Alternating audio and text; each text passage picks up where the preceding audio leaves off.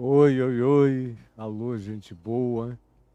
Nós estamos juntos dando continuidade à nossa sequência de Mateus no capítulo 9, do verso 14 ao verso 17. E nós estamos deixando o episódio no qual o chamado de Jesus a Mateus, e a gente já falou abundantemente sobre quem era Mateus, a marginalização na qual ele era colocado pelos religiosos e todos os que eram do mesmo tipo dele, enfim. Eu já falei e repeti introdutoriamente demais as coisas, é só ir aí no meu canal no YouTube, está tudo em sequência, alinhavado de maneira sem nenhum pedantismo, mas com toda a pedagogia da simplicidade, para quem queira entender, internalizar e aprender e viver por meio do Evangelho, poder fazê-lo. Nós saímos dessa vocação de Mateus e entramos na reação dos fariseus ao banquete que Mateus tinha oferecido a Jesus e a todo o pessoal do conhecimento e da relação dele na Galileia, e o que os fariseus perguntaram e as acusações que trouxeram no silêncio de suas mentes hipócritas, e como Jesus interveio e disse a eles que eles não precisavam de Deus, eles eram os caras resolvidos, os sãos, os religiosos, reis do exemplo, era Deus que precisava deles, e usou de uma quantidade enorme de sarcasmos a respeito disso, até que nós concluímos no dia de ontem.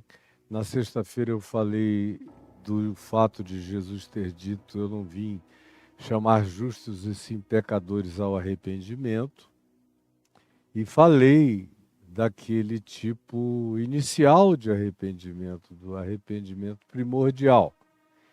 E no dia de ontem eu falei sobre o arrependimento existencial, sequencial, contínuo, ininterrupto, que faz parte da nossa consciência de saúde e de transformação e de dinâmica existencial que nos dá a garantia de que a nossa existência não para, não encontra teto, que dia a dia ela cresce numa perspectiva de maior profundidade, maturação e, sobretudo, de alargamento e aprofundamento e elevação cognitiva da nossa própria consciência. E a imprescindibilidade de se viver esse arrependimento cotidiano, conforme aquela descrição que a gente viu aqui também em Romanos, no capítulo 12, versos 1, 2 e 3, que eu mostrei aqui para vocês com a devida calma no dia de ontem. E eu disse que hoje nós iríamos virar essa página e prosseguir falando sobre um episódio ocorrido no mesmo dia, na mesma ocasião, na mesma ambiência, no mesmo contexto, para o mesmo grupo de pessoas. Estão ali, portanto, Mateus, seus amigos, publicanos e pecadores, convivas do banquete, homens e mulheres diversos e variados, todos considerados gentalha pelos fariseus religiosos, os sãos, que não precisavam de médicos, e o que aconteceu, a arguição que Jesus fez calar com o sarcasmo divino que manifestou a hipocrisia deles, que mostrou ironicamente a doença da presunção de justiça deles, o que os tornava piores do que qualquer pecador que existisse à volta deles, e como, de fato, a vocação, o envio de Jesus a esse mundo era para gente honesta, sincera, inclusive nas suas próprias relatividades e pecados. Gente essa que Jesus veio chamar a metanoia, e foi o que a gente já viu, e eu na introdução já fiz a diferenciação.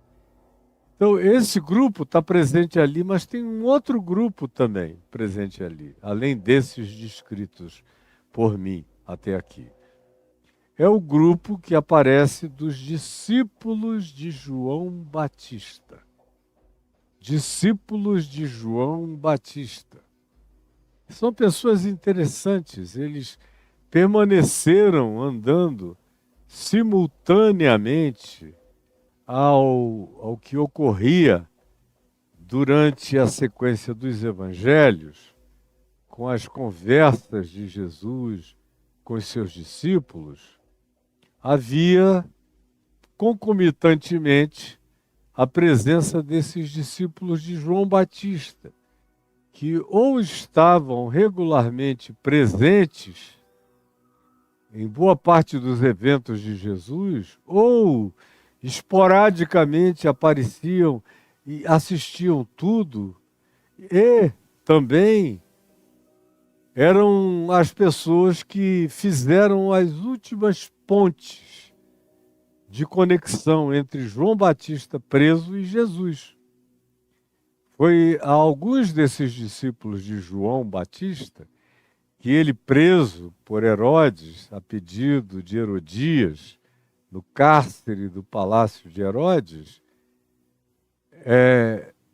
faz um pedido para que os discípulos que o visitavam fossem até Jesus, porque ele próprio, João, tinha expectativas frustradas. Ele tinha entendido muito sobre quem era Jesus, tinha entendido o principal. Porque o que se diz acerca de João Batista no evangelho do evangelista apóstolo João é que João Batista, com efeito, não fez nenhum milagre na vida dele.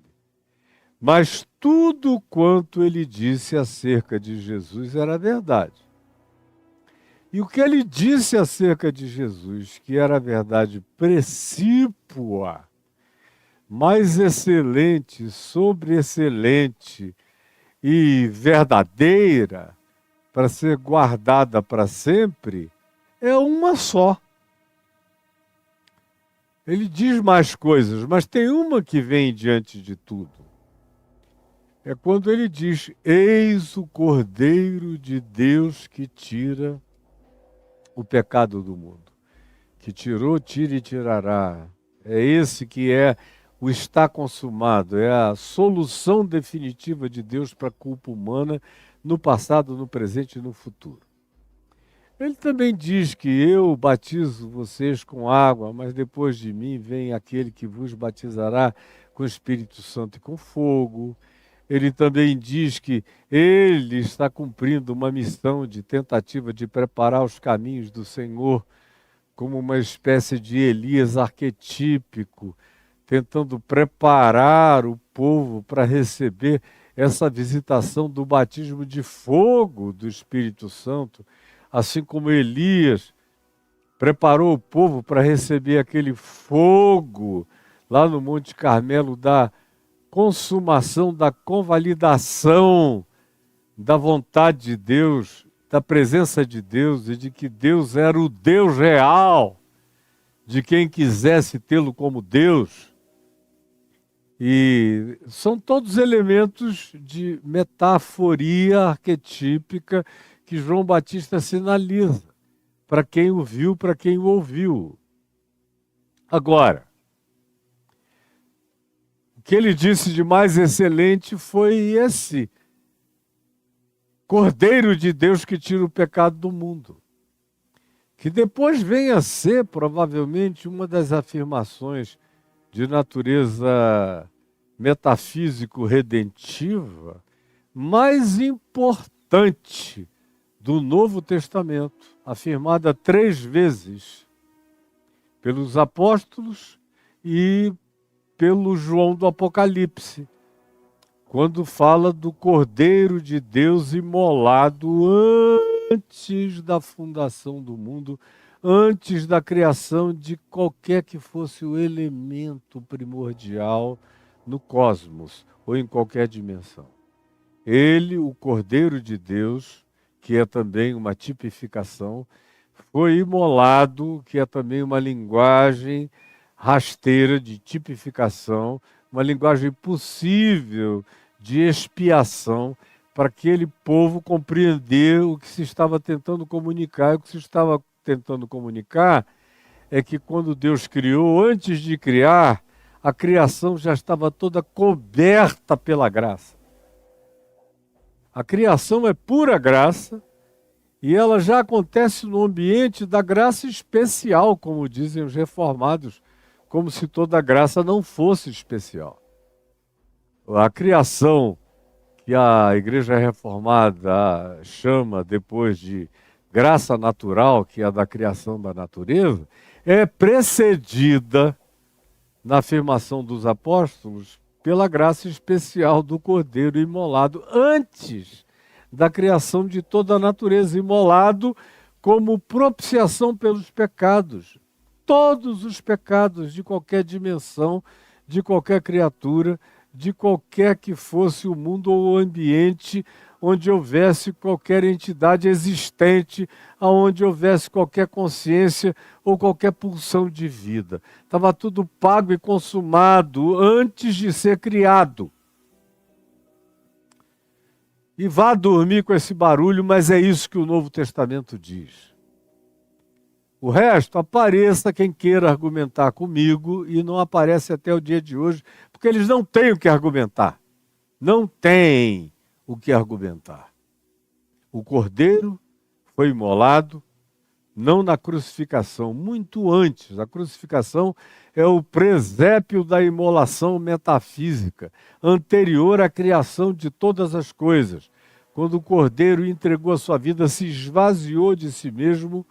Ele é aquele de quem decorre todo o Big Bang criacional, ou toda a realidade primordial, ou toda a singularidade indescritível, ou tudo que seja criação nasce desse ato de esvaziamento do Cordeiro de Deus antes da criação de todas as coisas. Ponto parágrafo. Então João ensinou coisas importantes, mas ele não sabia de tudo. E ele começou a ficar frustrado na prisão, quando via Jesus curando doentes, ouvindo as notícias de purificação de leprosos, da mensagem de perdão de pecados, de convite à conversão, ao arrependimento, ao novo nascimento, a tratar as pessoas de um modo completamente singular que ninguém antes dele jamais tinha proposto que se tratasse aquilo, quebrando o karma da lei de causa e efeito do olho por olho, dente por dente, que destrói a humanidade até o dia de hoje. Até o dia de hoje é uma miséria da lei de Moisés e das outras leis do Código de Hammurabi e de todas as outras leis inventadas pelos homens, são todas de relação de causa e efeito que terminam no olho por olho, dente por dente, o mundo inteiro cego e banguela, cada dia pior, mais em treva, mais perverso, mais reativo, mais vingativo, mais apocalíptico, mais endiabrado. É o que essa lei consegue promover como resposta humana, planetária, e só não enxerga quem está cego, completamente cego. Mas João era filho do tempo dele. Ele não era o clímax da revelação de nada.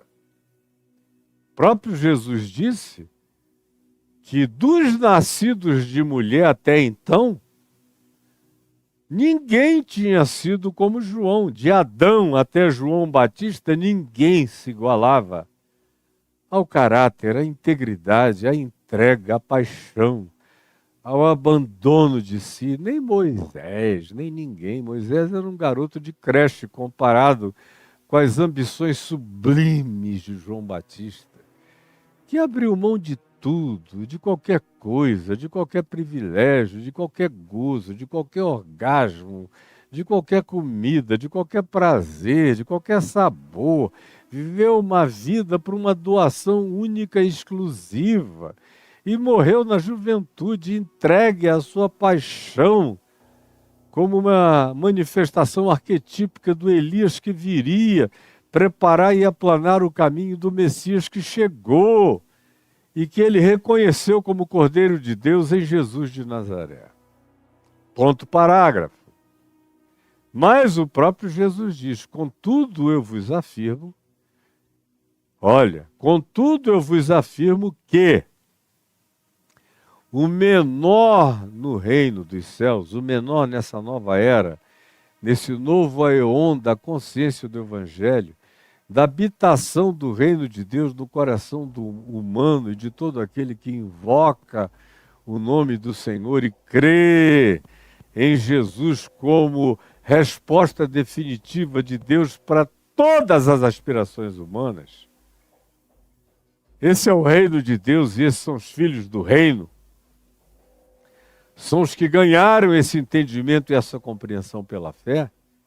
E Jesus diz, voltando a João Batista, em comparação aos demais anteriores, ninguém foi como João.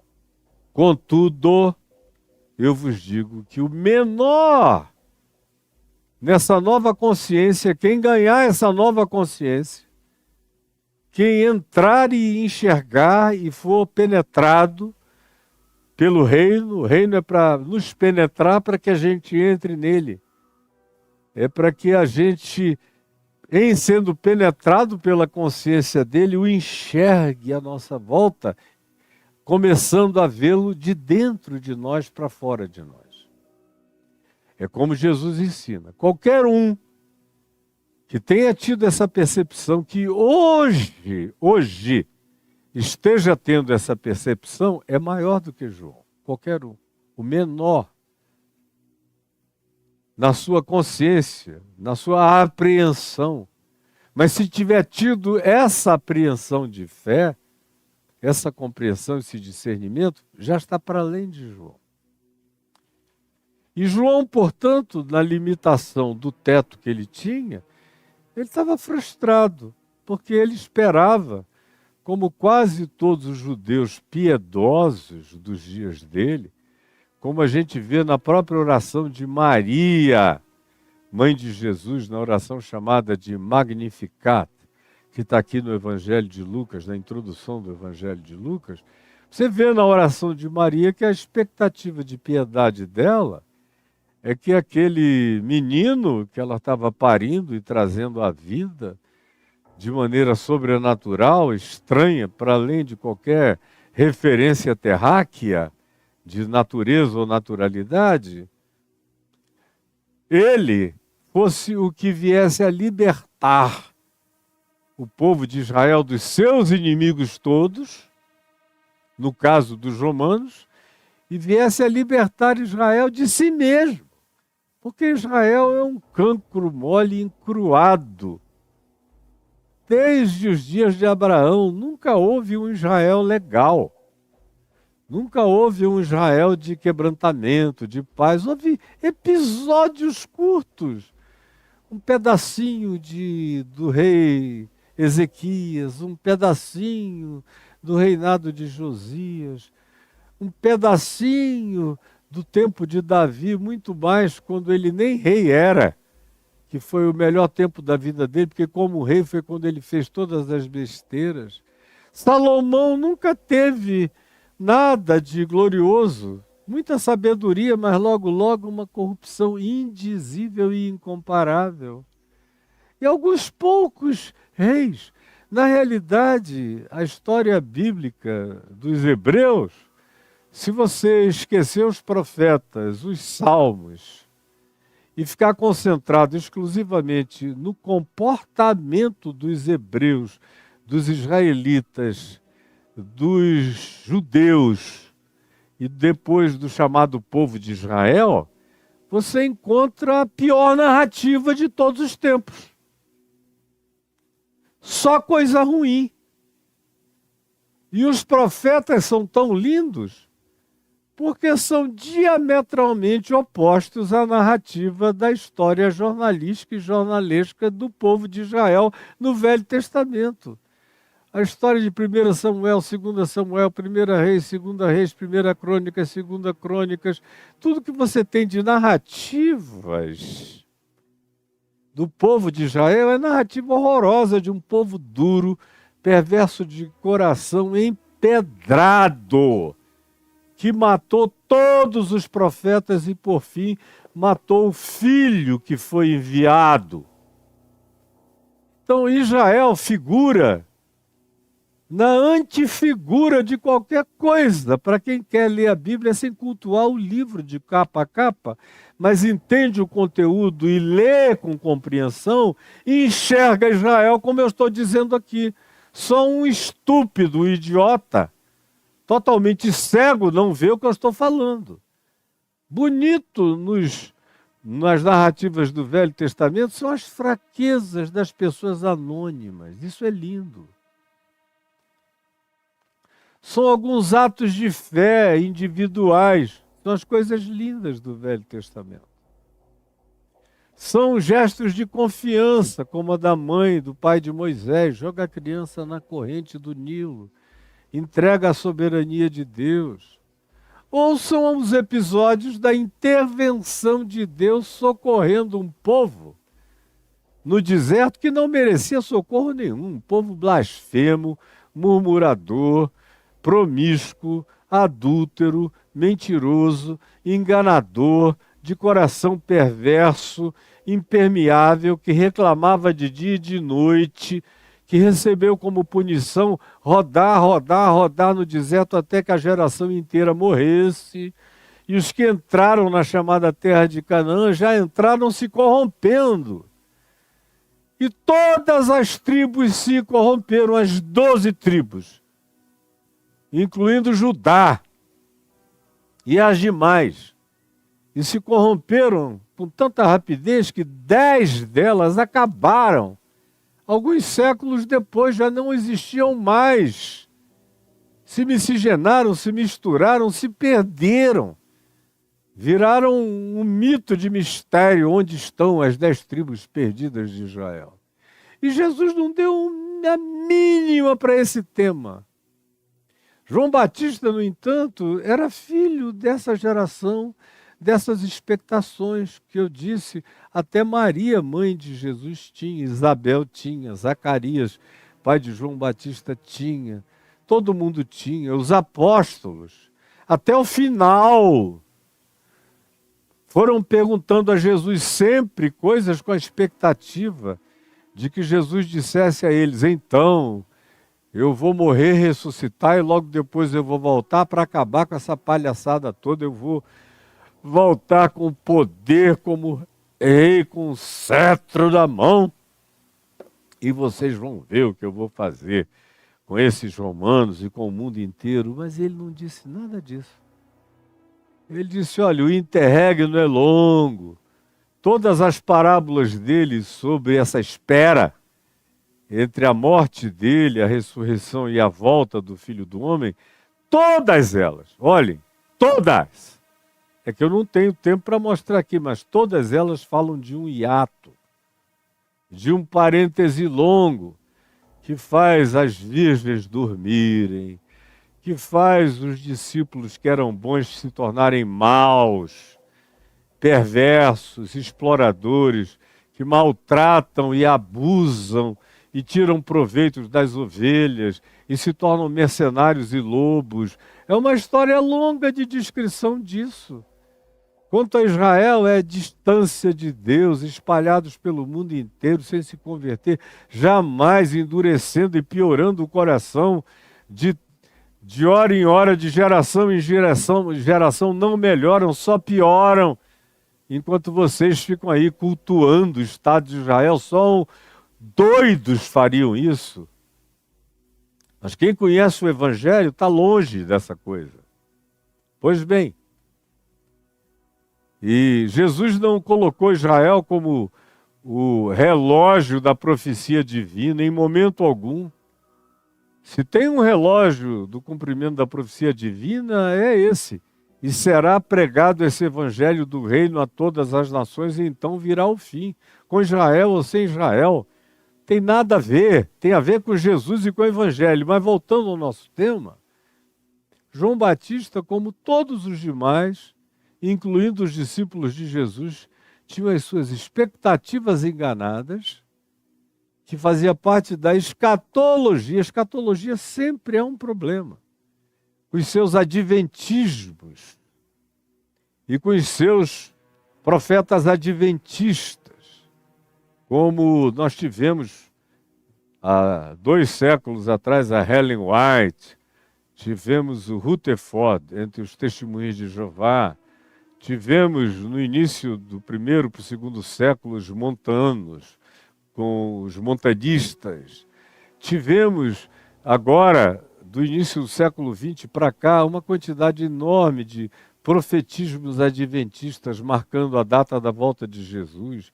Depois que Israel voltou e, sionisticamente falando, tomou conta do território pelo qual estão brigando e querendo dominação de tudo, com base nas leis de Moisés e nos termos da Escritura conforme Moisés, fazendo caos no mundo acontecer. Pois bem, tudo isso tem a ver com a colocação de Israel no lugar errado e com esse culto à escatologia e ao adventismo. E por adventismo eu estou me referindo não à igreja adventista do 7º dia, ela está no pacote também. Não estou me referindo só aos testemunhas de Jeová, eles estão no pacote também. Mas eles acabaram influenciando e fizeram com que dos anos 70, 60 e meio, incluindo os anos 70 para cá, uma multidão de cristãos no mundo inteiro se tornassem adventistas do adventismo da volta de Jesus, com a construção das sistematizações das teologias escatológicas proféticas. Que é o que você vê toda hora aí nos podcasts. Um exemplo recente de uma pessoa que só fala nisso entre nós, que se alegra com as coisas. Olha, tem guerra vindo aí. Tem gente aí, eu podia mencionar alguns nomes, mas deixa para lá. É gente que quem tiver ouvidos para ouvir, ouça, e quem tiver olhos para ver, veja. São os fanáticos do tema, são adventistas de alma. Só pensam nisso, só falam nisso. Isso está presente. E eu estava dizendo, uma das grandes catástrofes dessa leitura escatológica da Bíblia, do Novo Testamento ou da história, é essa vontade profético-presunçosa de que o indivíduo faça parte de um grupo de eleitos especiais que recebam uma revelação de que o tempo chegou. Aí ele fica catando profecias do Velho e do Novo Testamento, tentando montar um Lego, um quebra-cabeça para criar uma arquitetura. E a maioria são pessoas que não entendem nada de coisa alguma, embarcam em qualquer conversa fiada, em qualquer bobagem, em qualquer estupidez lamartiniana, o cara vai e embarca naquilo ali. Me dá uma pena, porque eu só vejo as cabeças ficarem conturbadas, as almas aflitas, as interpretações do mundo pioram. São pessoas que começam a torcer pela desgraça, supostamente para que quanto mais desgraça haja, mais rapidamente Jesus volte. Portanto, aquilo que Pedro diz sobre apressar a volta do Senhor, que tinha a ver com pregar o evangelho do reino de Deus, para eles é contabilidade de catástrofes. Quanto mais guerra, catástrofe, miséria, calamidade, inimizade, hostilidade entre os povos, quanto maior for a ameaça de guerra mundial, mais Jesus se sentirá obrigado a voltar. E o que eles vão ver, vivendo assim, é que o pau vai cantar, as bombas vão explodir, o apocalipse now vai se estabelecer, as ficções científicas mais calamitosas, apocalípticas vão se cumprir e Jesus não vai voltar. E eles vão ter que viver em bunkers. A vida na Terra vai se transformar um Mad Max 1, 2, 3, uma calamidade horrorosa, e Jesus não vai voltar. Mas eles querem continuar apostando no pior. Jesus só vai voltar quando Jesus quiser, e não tem nenhum profetinha adventista de nenhuma natureza, seja ele adventista, testemunha de Jeová, batista escatologicamente fanático ou de qualquer natureza, ou pentecostal, que vá pelos seus prenúncios de catastrofismo e pela realidade ou realização deles apressar a volta do Senhor. Não conseguirão. Só vão respirar radiação, morte e poluição.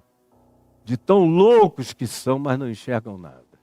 Voltando a João Batista, ele tinha expectativas de que Jesus fosse cumprir a realização do Messias soberano, do Messias rei, do Messias com cetro na mão, com a maior rapidez possível e com a maior evidência global, inequívoca, que se pudesse imaginar, ou para além de toda imaginação. Era isso que ele esperava. Então, quando Jesus começa a viver e não fazer nada disso, João Batista fica na dúvida e manda perguntar a Jesus: escuta, tu és mesmo aquele que nós estávamos esperando? Ou devemos aguardar um outro? És tu mesmo? Ou devemos aguardar um outro? Aí os discípulos de João Batista, que aparecem aqui, foram ter com Jesus e disseram: João está com essa angústia. Mandou perguntar isso e Jesus não deu resposta nenhuma.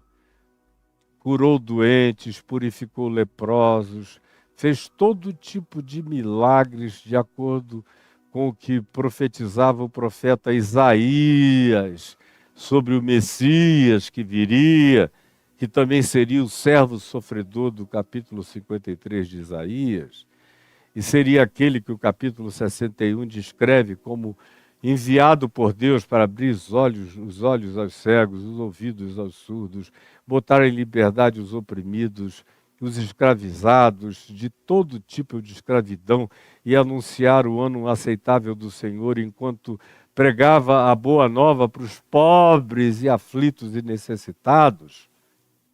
Jesus apresenta as evidências dessas profecias de João Batista vazando dele, na presença dos discípulos de João Batista, e disse: Ide, dizei a João, o que vistes, o que ouvistes. E digam também a João o seguinte, que ele é o cara, mas bem-aventurado seja também João Batista, se ele não achar em mim nenhum motivo de tropeço. É melhor perder a cabeça, mas não tropeçar na consciência de quem eu sou. Não ele. E me entendam. E digam a ele. E foi isso que disseram a ele. E ele morreu, foi decapitado com essa esperança certa no coração. Com essa cura na sua alma. Mas os discípulos dele eram discípulos do Velho Testamento. Eram discípulos daquela renovação possível, compreendida pelas limitações do tempo antigo. Eles não tinham entrado na de Jesus. Os próprios discípulos de Jesus, os apóstolos, não tinham ainda compreendido as coisas. Nem a necessidade da cruz, nem a realidade da ressurreição, nem a ascensão de Jesus já acima de todo principado, potestade e poder, nem tampouco o interregno histórico longo que viria. Não tinham entendido, quanto mais os discípulos de João Batista. Esses é que não tinham entendido mesmo. E aqui eu quero trazer você para o Evangelho de Lucas, para o texto correspondente a Mateus 9, de 14 a 17, é o texto de Lucas, no capítulo 5, do verso 33 ao 39. Lucas 5, de 33 a 39, porque ele expande melhor o que Mateus 9, de 14 a 17, narra de maneira idêntica, mas aqui está mais expandido. Então disseram-lhe os discípulos de João Batista, e não somente eles, preste atenção, não só os discípulos de João Batista, mas olha aqui para mim, também se diz aqui em Lucas, e também os discípulos dos fariseus, presentes na festa de Mateus. Agora veja a contradição de termos, o que a religião produz.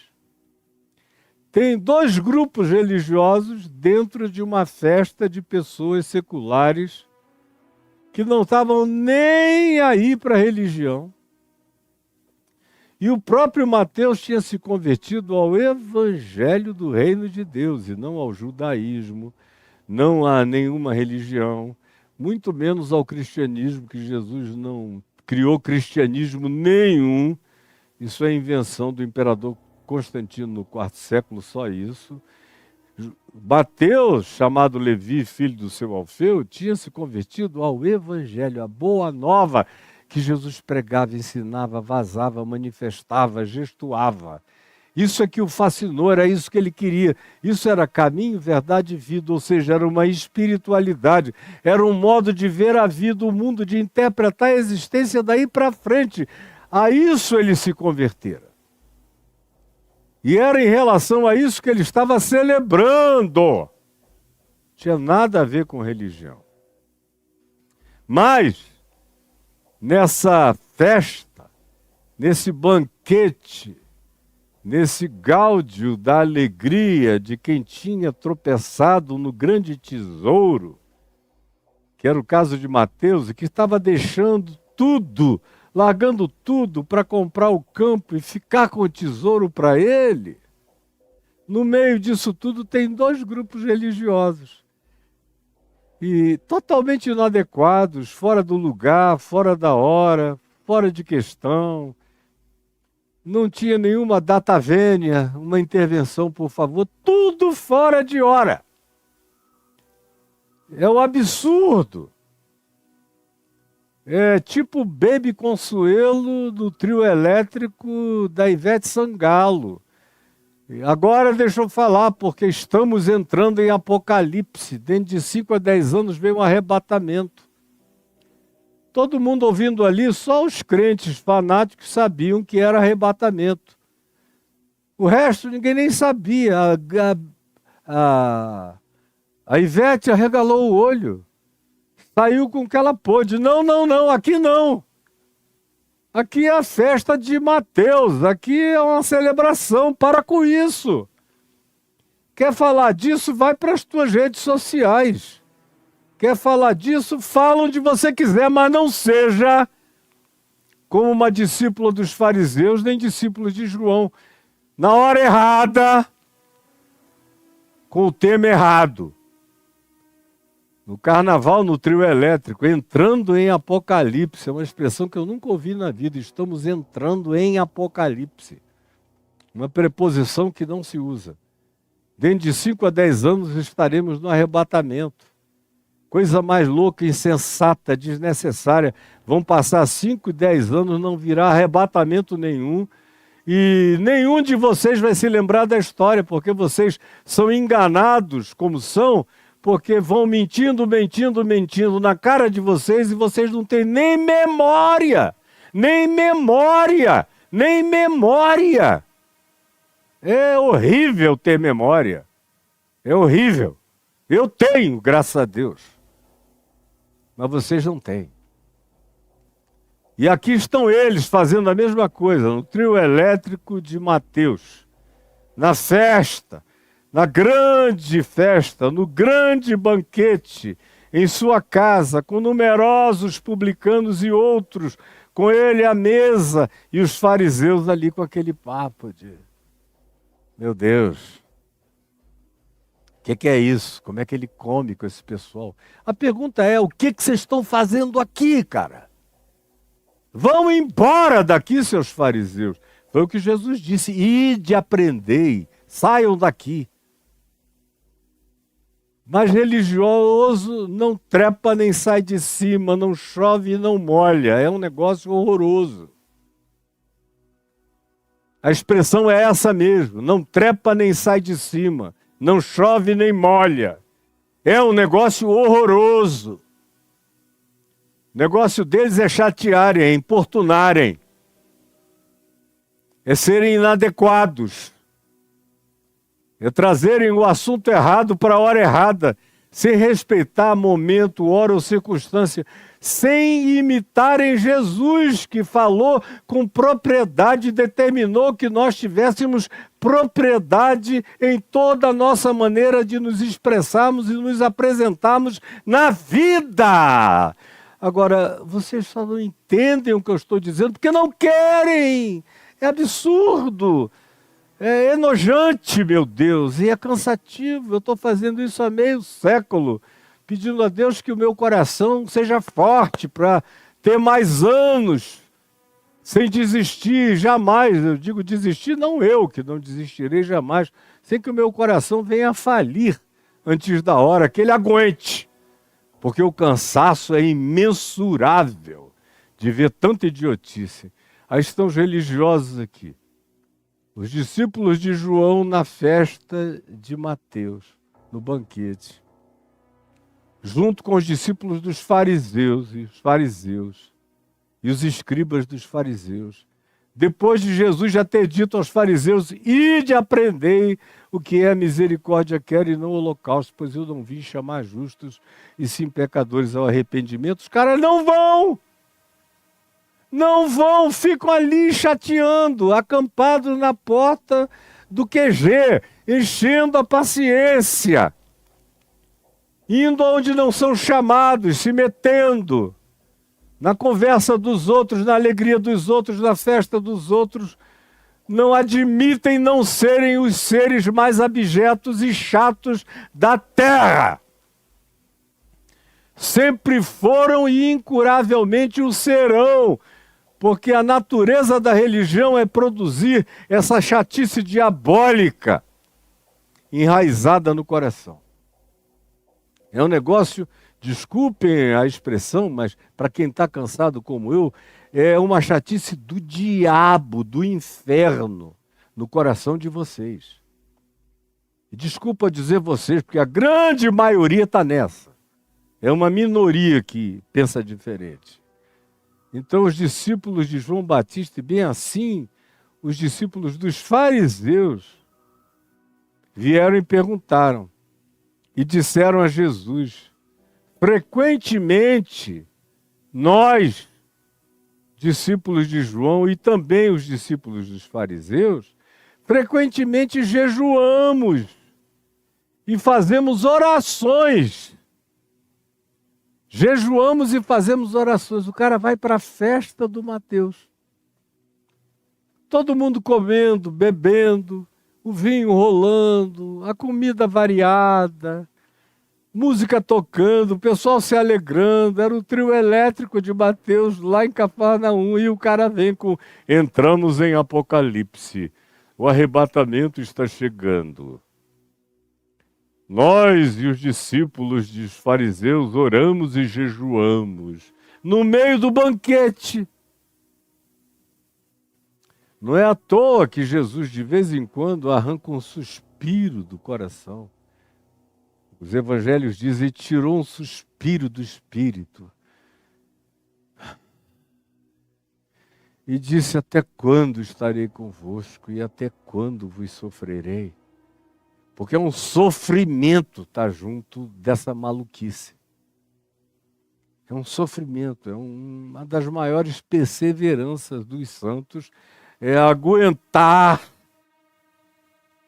essa diabolicidade da chatice demoníaca do espírito religioso, que não sabe tempo, nem hora, nem lugar, que não aprende que a sabedoria tem seu tempo, tem sua hora, tem seu modo. Que a sabedoria espera a sua ocasião. Que a sabedoria fala de maneira apropriada. Como se diz de Jesus em Mateus, no capítulo 11, se dirá, você verá daqui a mais uns dias comigo aqui. Como ele era discreto, é o que se diz. E não gostava que se o expusessem à publicidade de nenhum trio elétrico. Para que se cumprisse o que fora dito por intermédio do profeta Isaías, de que a sua voz não se ouviria nas praças, muito menos no trio elétrico. Que ele não iria andar gritando nem chamando a atenção para si mesmo. Que ele passaria sem buscar a convergência de holofotes, nem ficar no centro de nenhuma ribalta.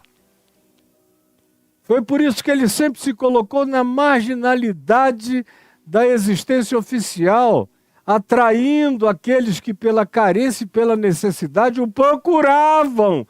Mas ele não foi morar em Jerusalém, ele foi morar em Cafarnaum. Ele só foi para o centro do poder na hora de morrer, porque o negócio dele sempre esteve no perímetro da marginalidade e com aqueles que assim eram considerados pela religião, no meio dos quais ele se sentia feliz e à vontade e celebrava. Aí vem esse pessoal estragar tudo.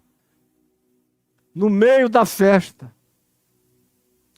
vem essa pergunta, que a gente olha com mais condescendência por causa dos discípulos de João Batista, que não eram exatamente como os fariseus, mas eram superficiais ainda na sua compreensão. O que a gente vai aprender depois em Atos dos Apóstolos, no capítulo 19, quando Paulo chega a Éfeso e encontra alguns discípulos, se apresentando como discípulos, e Paulo diz, discípulos de quem? Me contem o que vocês creem. Aí eles disseram alguma coisa e Paulo disse, vocês são discípulos de João Batista. Olha, João foi um ser preliminar. Ele veio para preparar o caminho. Ele batizava com água para arrependimento. Mas nós anunciamos o evangelho do reino de Deus, que é um salto quântico. João era discípulo de uma física newtoniana, de objetos físicos do macrocosmos. Nós entramos num ambiente de impermanência, de mutabilidade, de transformação genuína, como eu disse ontem, de arrependimento contínuo, no trabalho do Espírito Santo ininterrupto no coração. É outra dimensão. E é para dentro, não é para fora. E aí os discípulos de João, crendo, Paulo pregou tudo que era concernente a Jesus e os batizou. E eles ficaram cheios do Espírito Santo e falaram em línguas e profetizaram lá em Éfeso. Foi um dos 3 acontecimentos marcados pelo falar em línguas e pelo profetizar como decorrência do enchimento do Espírito Santo. No mais, todo mundo fica cheio do Espírito Santo porque crê pela fé, como acontece com todo mundo. Não em alguns episódios, que são episódios justamente porque são episódicos, e não a constância dos fatos. A constância dos fatos é todos nós, 1 Coríntios 14, 1 e 2, a todos nós recebemos do mesmo Espírito, e a todos nós que fomos batizados do mesmo Espírito, foi dado beber do mesmo Espírito, pela fé em Jesus. Esse é o cotidiano. Ali é o episódio. Voltando então aos discípulos de João aqui em Lucas. Nós e os discípulos dos fariseus jejuamos e fazemos muitas orações. É um contraste que eles estão agora estabelecendo. Agora, quando estabelecem o contraste com os discípulos de Jesus, eles estão de algum modo trazendo algum tipo de julgamento a Jesus também. Os discípulos de João Batista, muito delicadamente, os dos fariseus, nunca delicadamente. É uma comparação. Nós, e olha, até os discípulos dos fariseus, no meio da festa, jejuamos e fazemos muitas orações. Era como se hoje em dia, no meio de uma festança, um indivíduo de fé islâmica, no meio do banquete, jogasse seu tapete no chão, se ajoelhasse e ficasse fazendo as suas orações fora da hora, fora do lugar. Quer fazer? Vai para o mato, vai para um lugar escuro, fica sozinho, ou entra no teu quarto, faz qualquer coisa privada, como Jesus mandou fazer. Privada. A menos que seja a hora do acontecimento público, é outra história. Aí a celebração é essa. Mas não sendo essa, não seja essa figura aqui. Frequentemente jejuamos e fazemos orações, mas os teus discípulos, entretanto, comem e bebem. Claro! Claro! Vieram para a festa, estão na festa. Estão comendo e bebendo, é o que se faz numa festa. Só os hipócritas, religiosos, falsos, é que vão para uma festa e dizemos, entramos em Apocalipse. O arrebatamento está chegando, por que vocês estão celebrando? Mas não deixa o cachê de lado. Pega, põe no bolso e vai embora. É muita hipocrisia e é tudo igual. Tudo se repete, a mesma história se repetindo o tempo todo, mas vocês não enxergam.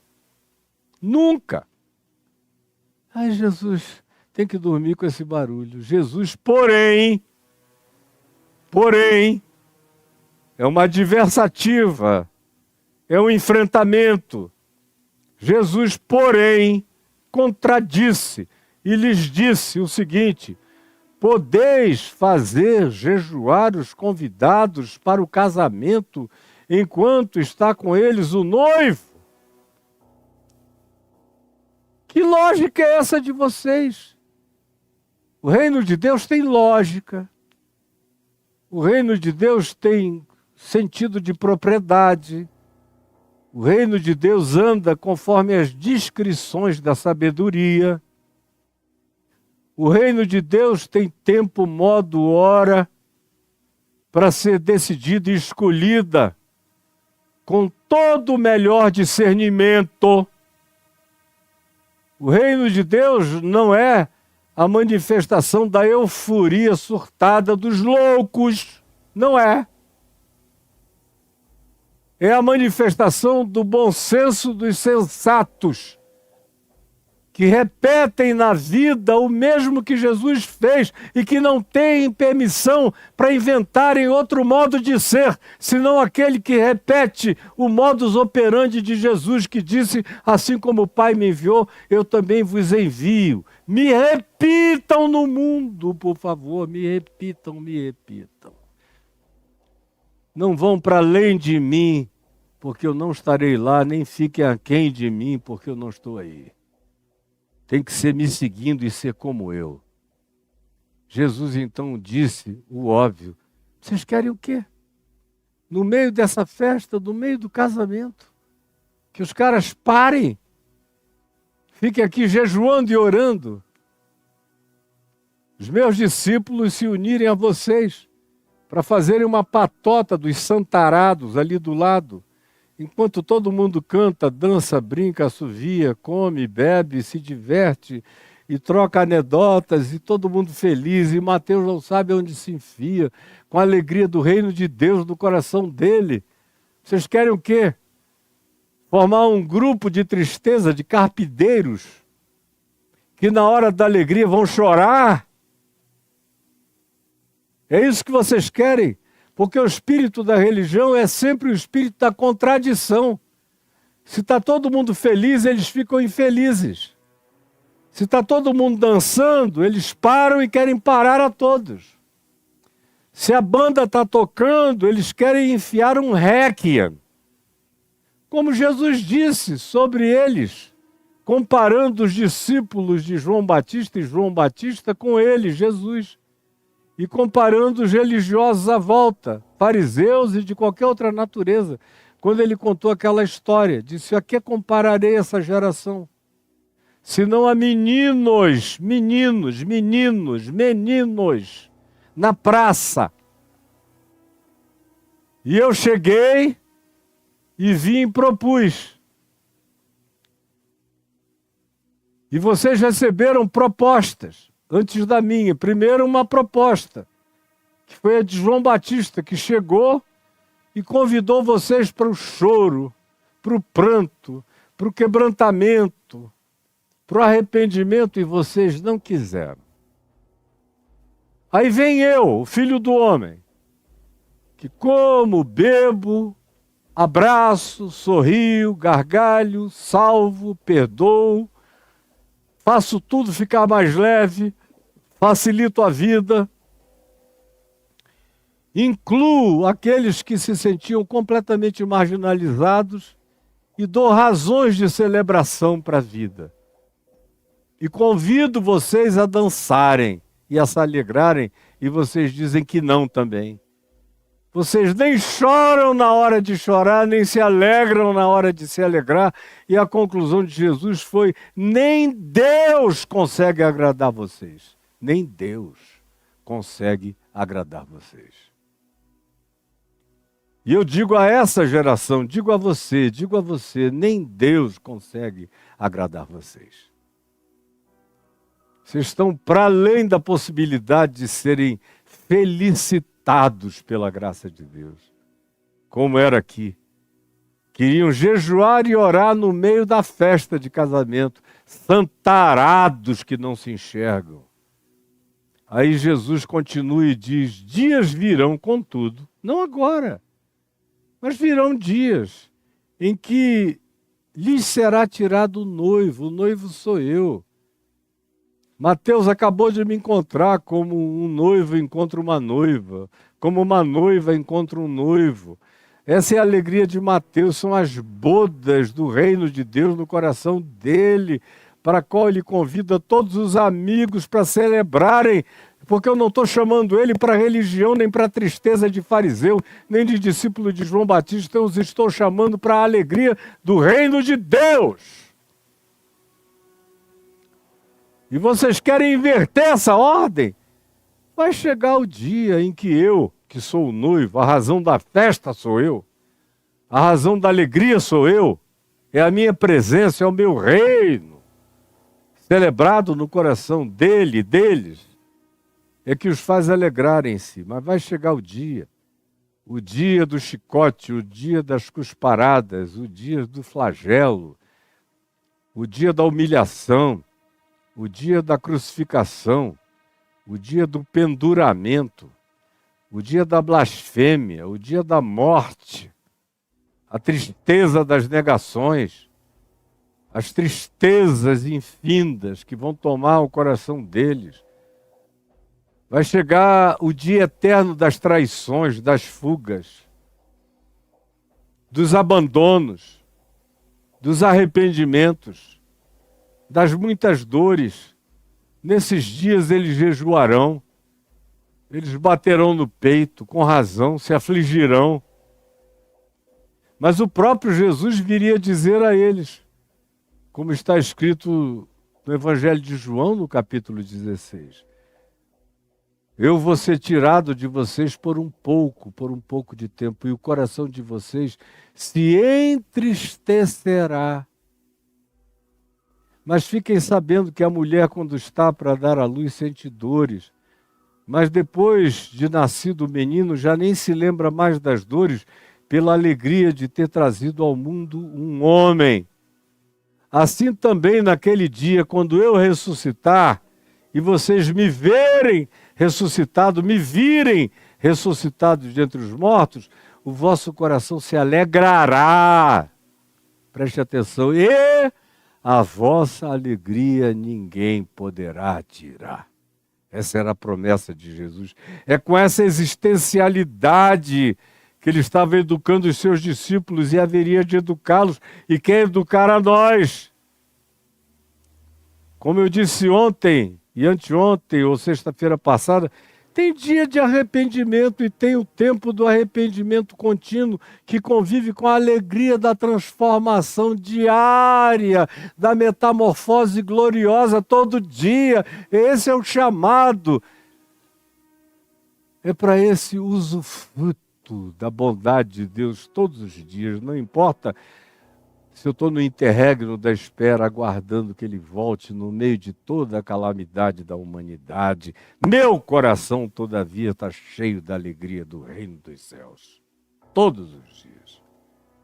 Dias virão, contudo, em que eles jejuarão, orarão, sofrerão.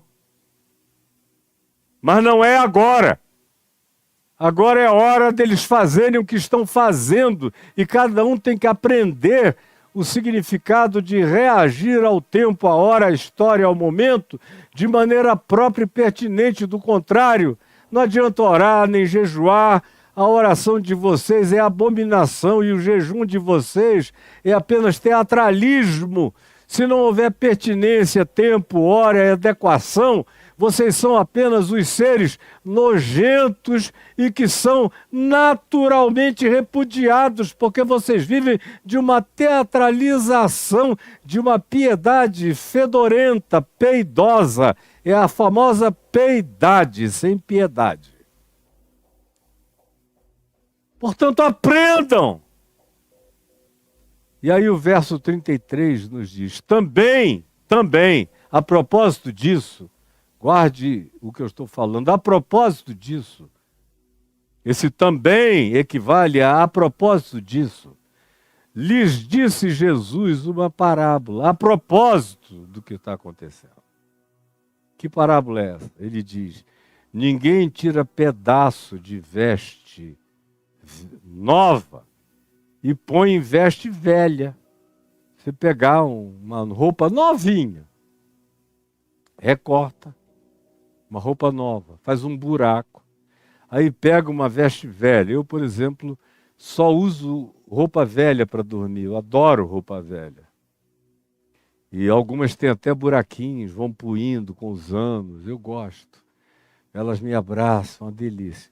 Imagina, se eu vou pegar uma camisa, uma roupa que eu acabei de ganhar, agora no meu aniversário de filho, de filha, presentes. Aí pego um presente novo que acabaram de me dar, faço um buraco, pego uma camisa velha e vou cirzir. Ou mando para uma costureira fazer um cerzimento. Jesus disse, isso é uma idiotice. Ninguém com bom senso tira pedaço de veste nova e põe em pano velho. Assim como ninguém com bom senso vem jejuar e orar no banquete de Mateus, pelo amor de Deus. Ninguém. Só um idiota faz uma coisa dessa. Pois o remendo, o pano novo, vai rasgar a veste velha. Não vai se ajustar.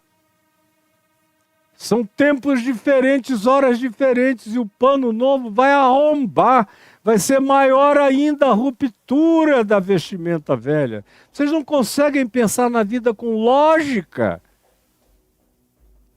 Vocês abriram mão da lógica quando? A vida é para ser vivida com lógica.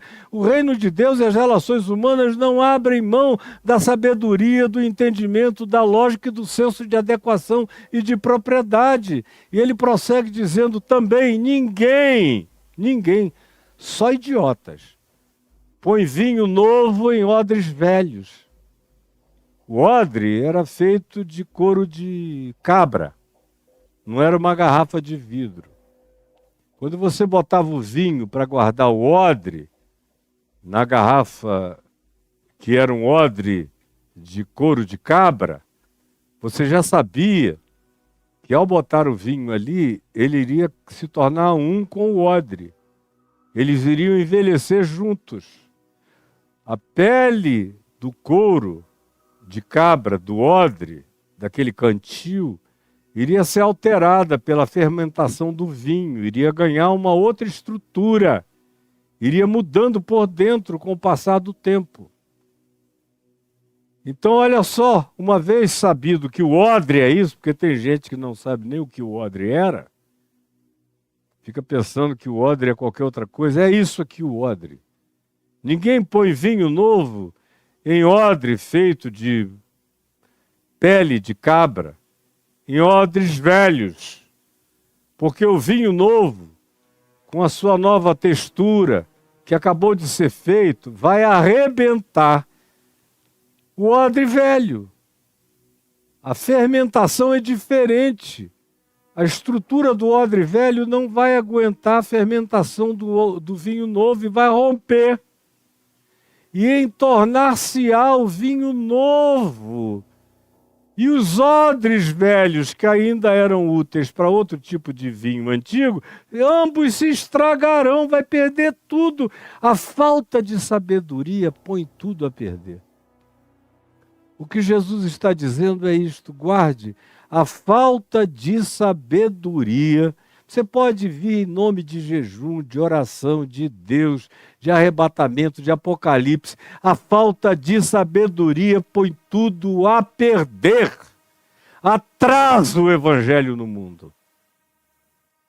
Pelo contrário, ele diz, vinho novo deve ser posto em odres novos, em pele de cabra nova, e ambos se conservam, porque eles envelhecem juntos, eles se tornam um. Eles têm a sua adequação, a sua propriedade, a sua pertinência. E ninguém, tendo bebido o vinho velho, o cara que está acostumado a beber vinho velho,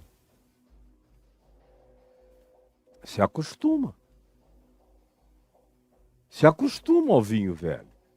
E Jesus sabe disso. Jesus é lógico em absolutamente tudo que ele diz e que ele faz. Ninguém que, tendo bebido o vinho velho, prefere o novo.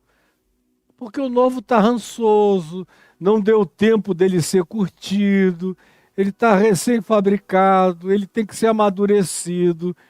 É por isso que tanto mais velho quanto o vinho seja, quanto o uísque seja, quanto o malte seja, mais valorizado e mais saboroso ele é considerado.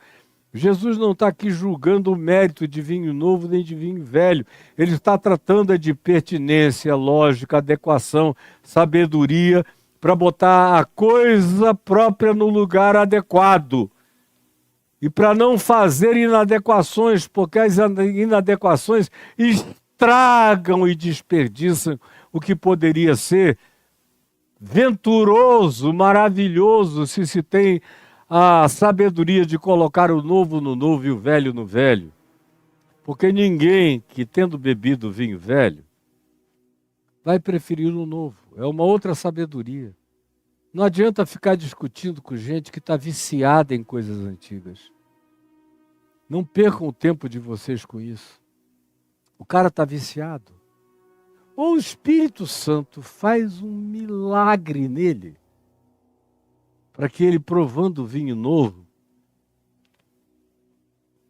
diga, não é o que eu estou acostumado, mas isso aqui tem um potencial incomparável. A maioria não faz assim. O cara vive com base nos hábitos antigos, nos ritos antigos, nas leis antigas, nos condicionamentos, nos treinamentos e até nas lavagens cerebrais. A maioria não quer experimentar o novo jamais. E Jesus sabe disso e não perde tempo com isso. Por isso não tem nenhum projeto de Jesus de evangelizar o sinédrio. Aquele monte de velhos, rabinos, se sentindo os seres mais sábios do mundo, com as sabedorias mais antigas. Ele não perdeu tempo, ele foi para a Galiléia dos gentios. Para quem não sabia de nada, vinho novo em odres novos, palavra nova do Evangelho para gente nova, sem vícios religiosos. Isso que ele está fazendo. E diz, quem faz diferente está trabalhando contra o significado da celebração e da alegria do reino de Deus. É tudo muito óbvio, é tudo muito simples, é tudo muito claro, só não entende quem não quer. Quem tiver ouvidos para entender, entenda.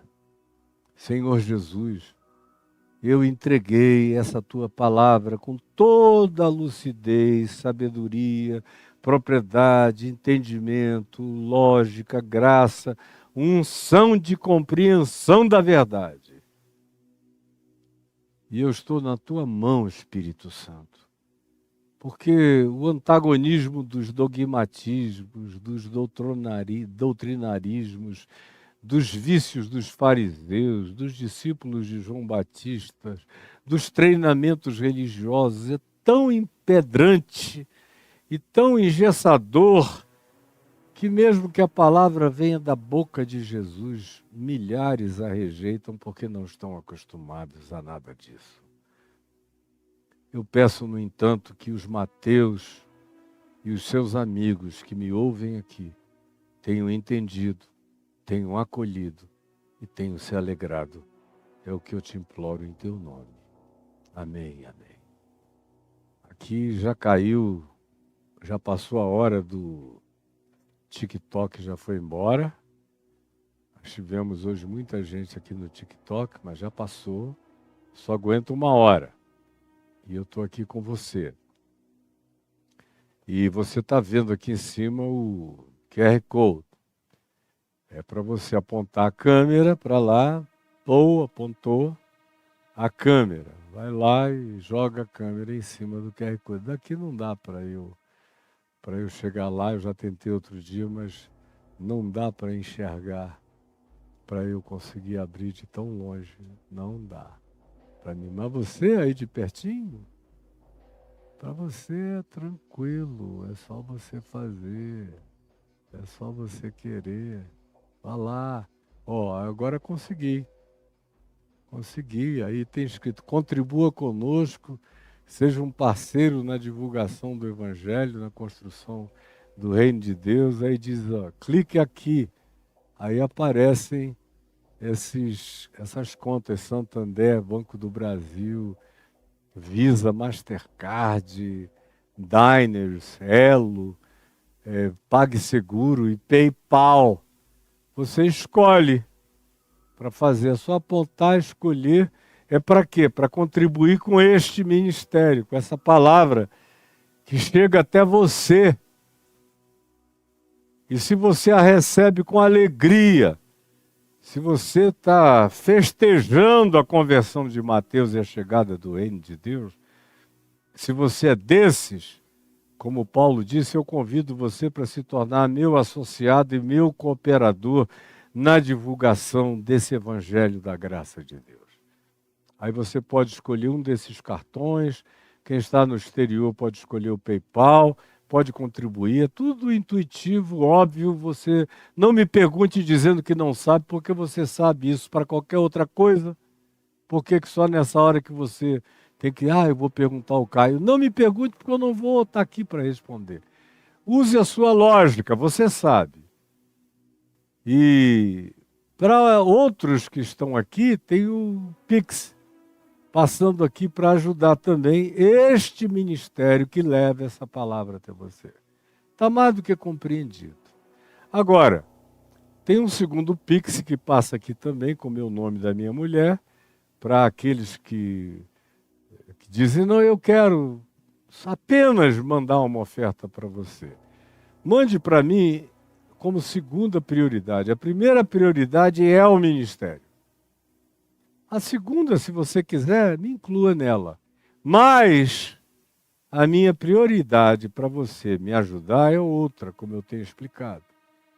Eu gosto de receber ajuda daqueles a quem eu ajudo também, de maneira especial. Aí você escreve caiofabioexclusivo.com.br, tá vendo aí? Escreveu, Glupt. Vira aí para dentro dos cursos do Caio Fábio Exclusivo.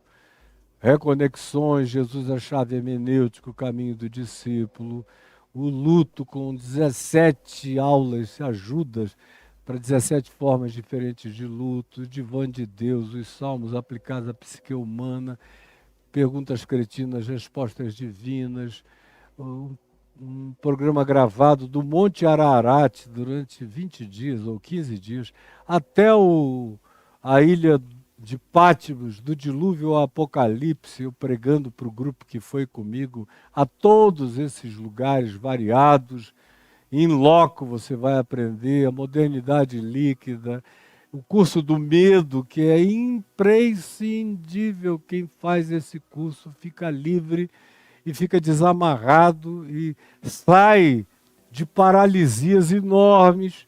Tem o ativar ali do lado, que é um ano de mensagem da palavra, todas elas focadas no que o Evangelho faz no despertamento da consciência e da fé, o tabu do suicídio, desvendando Israel, enfim.